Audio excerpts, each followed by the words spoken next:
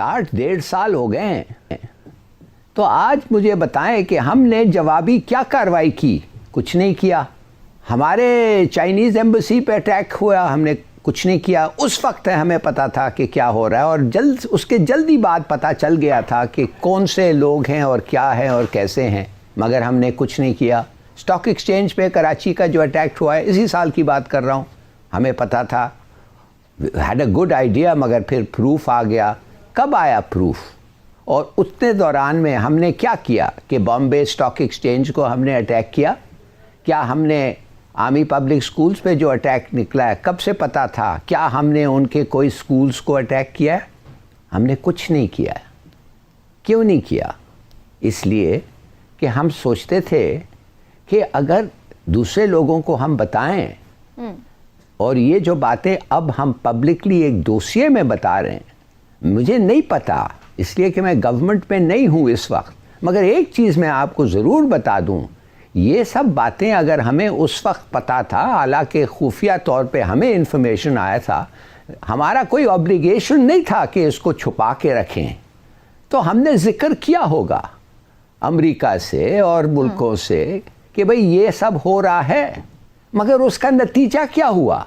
अब मैं आपको कह सकता हूँ वही रिवायती डिप्लोमेटिक मूव्स जो होना चाहिए कि फॉरेन मिनिस्टर इधर क्या कर रहा है भाई, चले आप अपने हवाई जहाज में बैठे हैं, इनको एक छोटा सा हवाई जहाज लेके दें कि ये दूसरे मेजर वर्ल्ड कैपिटल्स को जा सके, DGISPR को ले जाएं, डोसियर को ले जाएं, सबूत से ले जाएं, उनको बताएं, यूनाइटेड नेशन सिक्योरिटी काउंसिल को मीटिंग में कॉल करें और कहें कि हम एक जंग में है हिंदुस्तान के साथ, एन अनडिक्लेयर्ड वॉर, और war is round the corner. अगर ऐसा ही चले मामला तो वॉर तो एक लम्हे में आ सकता है। तो आप क्या करने वाले हैं? Threat to peace and security of the world. आप क्या करने वाले हैं? कुछ करने वाले? फॉरेन मिनिस्टर का कम से कम सेशन OIC में कॉल करें। OIC क्या करेगा? वो आपको कोई कंडेम करेगा? बिल्कुल नहीं। उनके दोस्त सऊदी अरेबिया इंडिया का बैठा हुआ है, उनका दोस्त UAE बैठा हुआ है। आपका क्या जवाब होगा जब वो कहेंगे कि नहीं हम पास करते रिस्पॉन्स? आपकी हिम्मत है छोड़ने के लिए OIC? आपको फिर वो बर्दाश्त जो करना पड़ेगा, आपके लोगों को जो काम कर रहे हैं उधर उनको वो निकालेंगे। क्या हो सकता है और उसकी क्या स्ट्रेटेजी होगी वो तो हम बाद में बात करते हैं, लेकिन पहले मरहले में जाहिर है हम बात तो करेंगे। और वो क्या स्ट्रेटेजी बता रहे हैं शाह महमूद कुरैशी साहब, उन्होंने क्या प्लान किया हुआ है, वो उन्हीं की जुबानी सुन लीजिए।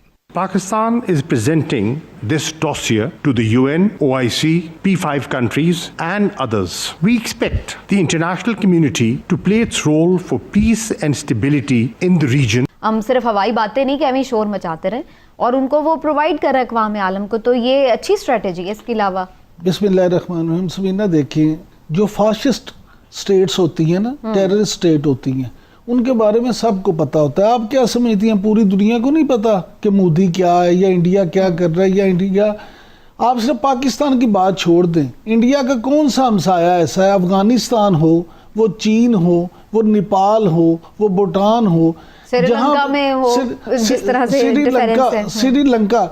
अब अफगानिस्तान में आप देखेंगे, हालांकि वो डायरेक्ट उस तरह से नहीं है, लेकिन उन्होंने सिर्फ पाकिस्तान को नुकसान पहुंचाने के लिए वहां भी कितनी इन्वेस्टमेंट की। लेकिन गुजारिश ये है कि जब यहाँ की बात आ जाती है कि कार्रवाई क्या हो, तो यूरोप क्यों कार्रवाई नहीं करता, मिडिल ईस्ट क्यों कार्रवाई नहीं करता? उनको उनकी दोस्तियां पसंद नहीं है, उनको उनके जो बिजनेस रिलेशंस है वो पसंद है। वो इतनी बड़ी मार्केट है कि सऊदीया और कतर, या कतर कह रहे, सऊदीया या UAE, उनकी इतनी बड़ी इन्वेस्टमेंट्स है उनके साथ कि उनका पलड़ा उनकी तरफ चला जाता है। इसी तरह अमेरिका है या यूरोप के दूसरे ममालिक हैं, फ्रांस है, ये सब इनके अपने अपने मफाद हैं, आलमी सतह पे अपने अपने मफाद देखे जाते हैं। अब ये बड़ी अच्छी बात है। अब देखें कि जब कुलभूषण वाला वाक़या हुआ था, उस कुलभूषण के वाक़े के बाद समीना, आप देखें कि ये पहली बार हुआ है कि इस तरह के सबूतों के साथ, आप देखें रॉ के कुछ लोगों की ऑडियो भी सुनाई गई हैं, उसके अलावा पूरा एक डोसियर ये जो तय गया, इतने सबूतों के साथ पहली दफा डॉक्यूमेंट्री एविडेंस है, पूरे फंडिंग कैसे हुई है, हर अकाउंट्स की तफसीलात है कि किस अकाउंट से पैसे निकले, किस अकाउंट में गए और फिर कहाँ आगे बांटेंगे। ये सारी तफसीलात मौजूद है।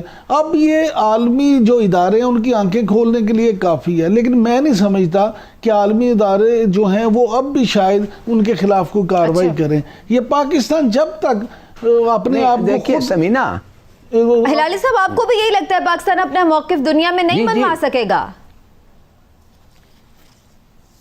नहीं, ये बिल्कुल सही कह रहा है इमरान। मैं सिर्फ आपको ये कहना चाहता हूँ कि मैं आपको लिख के दे सकता हूँ कि ये सब बातें शायद हमारे पहले कुछ और लोगों को पता था। मिसाल के तौर पे आप समझ सकती हैं कि अल्ताफ हुसैन की हरकतें और उसके मर्डर्स इस मुल्क में लंदन को नहीं पता है? क्या आप समझ, अभी जाके उसने उधर एक कत्ल किया है, लगता है ऐसा है। क्या हुआ अल्ताफ हुसैन को? उधर ही बैठा हुआ है। उन्होंने एक मर्डरर को सिटीजनशिप दे दिया है। आप पूछेंगे वो कैसे हो सकता है? London, England, rule of law, ये वो, टेररिस्ट को वो कैसे हो सकता है? और अगर मैं आपको कहूं कि एक प्लान था जिधर कराची की इंटेलिजेंस अमेरिकनों ने इनके हवाले की थी, गोरों के, और वो गोरे जो हैं उनका कौन सा एजेंट था कराची में जिसको सब चीज़ पता था, जो कराची को एक फ़ोन कॉल से रोक सकता था? अल्ताफ हुसैन। तो वो अपने एजेंट को रिवील करेंगे, वो कहेंगे कि हमने एक आदमी को सिटीजनशिप दिया था जो टेररिस्ट है। अब तो हमारे पास प्रूफ है ना। तो आप जब डोसिए जाके शाह महमूद कुरैशी साहब लंदन के फॉरेन मिनिस्टर को पेश करेंगे डोसिए और कहेंगे ये आदमी ये कर रहा था पाकिस्तान में, ये कर रहा है इंडिया में, अभी भी कत्ल कर रहा है, अभी भी लोगों को भेज रहा है, वो कहेंगे अच्छा तो हम इसको इन्वेस्टिगेट करेंगे। कैसे इन्वेस्टिगेट करेंगे? अपने दोस्त हिंदुस्तान को पूछेंगे। हिंदुस्तान जो उसको पैसे भेज रहा है लंदन में, उसको रख रहा है उधर, क्या आप समझते हैं कि वो जाके इनके खिलाफ बात करेगा? ब्रिटिश को कहेगा, वो गोरों को कहेगा, अंग्रेज को कहेगा कि बच्चू इसको तुम छुओ, और अगर ये बातें पब्लिकली में निकले तो हमारा इन्वेस्टमेंट खत्म हो जाएगा तुम्हारे मुल्क में। हिलाली साहब, सॉरी, हमारा ट्रेड तुम्हारे साथ खत्म। मगर हम एक और चीज सोचें कि अब एक और लिंकेज आ गया है, माफ करिए, और वो लिंकेज ये है कि हिंदुस्तान तो हमारे सरहद पे प्रेशर डाल रहा है ना, और लंदन से आर्मी के ऊपर प्रेशर आ रहा है, और पाकिस्तान से गवर्नमेंट के ऊपर प्रेशर आ रहा है। सोचिए तो सही, ये कॉम्बिनेशन देखें, टैक्टिक देखिए। अच्छा। नवाज शरीफ फौज को अटैक करता है, क्या नाम है, मरियम गवर्नमेंट को अटैक करती है, और गवर्नमेंट और फौज का रिस्पॉन्स भी देख लें। गवर्नमेंट साहब तो गवर्नमेंट कहते हैं कि हम तो यार ये औरत है इसलिए हम इसको जेल नहीं भेजते।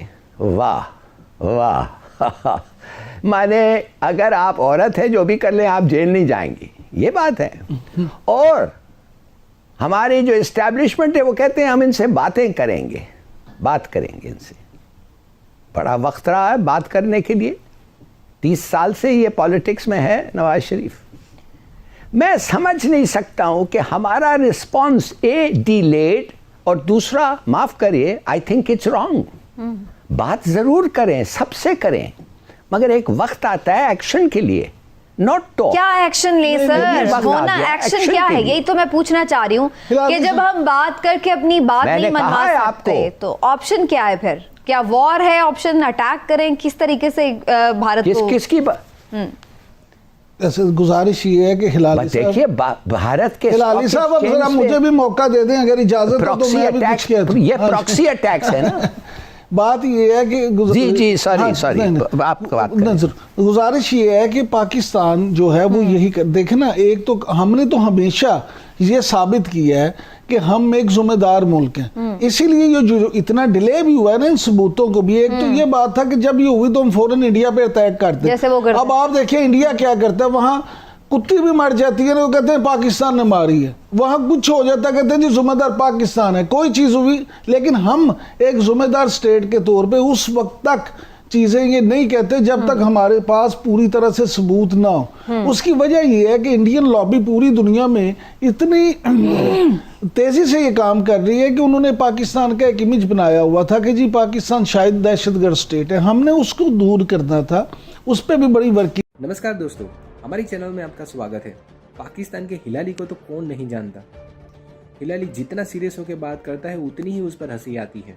पाकिस्तान मीडिया की इस चर्चा में हिलाली आपको पूरा हिला हुआ दिखेगा। दरअसल भारत की 2 स्ट्राइक के बाद हिलाली एकदम खौफ में जी रहा है। उसको लग रहा है भारत और पाकिस्तान के बीच में जंग ऑलरेडी शुरू हो चुका है, इसलिए वो चिल्ला रहा है कि पाकिस्तान सरकार को यूएन में जाके भीख मांगनी चाहिए कि हमको भारत से बचा लो।